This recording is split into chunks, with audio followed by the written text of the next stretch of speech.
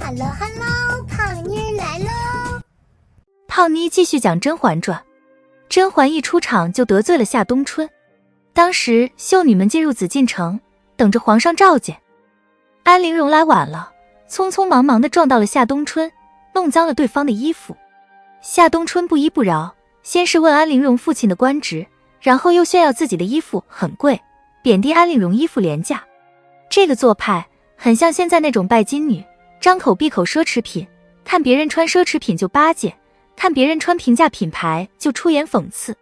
那时的安陵容自卑又怯懦，又刚从小地方到了大城市，除了赔礼道歉，完全不知道怎么应对。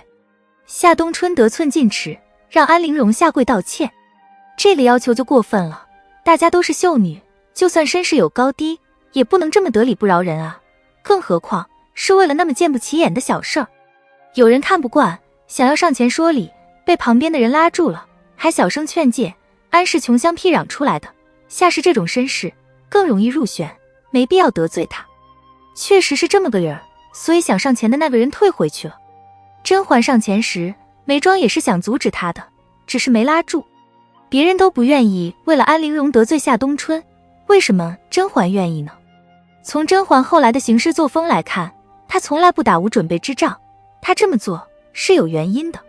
夏冬春这个人，简单几句话一说，谁都看得出来他是个不学无术的草包，只要皇帝不瞎，基本上不会选他。就算皇帝任性选了他，以他的言行举止，受宠的可能性很小，倒是会处处树敌，被整死的可能性更大。而安陵容则相反，虽然看上去有点自卑，但还是很懂礼貌的，一副柔弱不能自理的样子，说不定皇帝会喜欢。也就是说，根据甄嬛的判断，安陵容入选的概率更大，得宠的概率也更大。夏冬春唯一的优势是身世还不错，但也没高到哪儿去，甄家也用不着怕他们报复。得罪他几乎没什么风险。甄嬛并不是一开始就上去解围的，她也是看了很久，对两个人有所了解，有了一个基本预判，才在紧要关头出面。另外，在笼络夏冬春和安陵容之间，难度和回报完全不一样。想要笼络夏冬春并不容易，人家此时正春风得意，谁都不看在眼里。就算对他示好，人家也只会觉得自己厉害，甚至低看你一眼，踩你一脚。而安陵容此时正面临危机，又没有人愿意伸出援手，但凡有人在这个时候帮他，那就是有救命之恩的，关系一下子就拉近了。再不济，人家也会还他个人情。锦上添花没有人记得，雪中送炭则会被铭记一辈子。这也是甄嬛特别擅长的操作，她喜欢在别人落魄的时候示好，这是成本最低、效果最好的交际方式。不但效果好，还站到了道德制高点。后来安陵容背叛甄嬛，简直被骂死了，因为所有人都记得，在安陵容最艰难的时候，甄嬛帮了她。跟这些好处比起来，得罪夏冬春这个坏处简直不值一提。安陵容感激甄嬛的同时，说了一句话：那位夏姐姐不是什么友善之辈，姐姐为我惹了她，恐怕要招来烦恼。是她烦恼，我没有。得罪人确实不是件好事，以后夏氏估计要经常找甄嬛麻烦了。甄嬛却说：我没有烦恼，烦恼的是她。这句话听上去不是很好理解，但仔细想想，确实夏冬春要比甄嬛烦恼。首先，甄嬛当时根本无心入宫，一个不想入宫的女人，还有什么好在乎好烦恼的？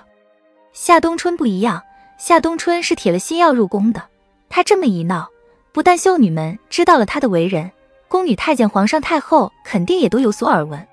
还没入宫呢，她已经有了坏名声，说不定这个坏名声会让她入不了宫，就算入了宫，也先天不足，确实应该烦恼。其次，就算甄嬛被选中，麻烦也比夏冬春少。夏冬春做得越过分越不占理，甄嬛的名声则越好，别人会觉得她真性情，觉得她勇敢。名声好的同时，一般人都不会太招惹她，不好惹呀。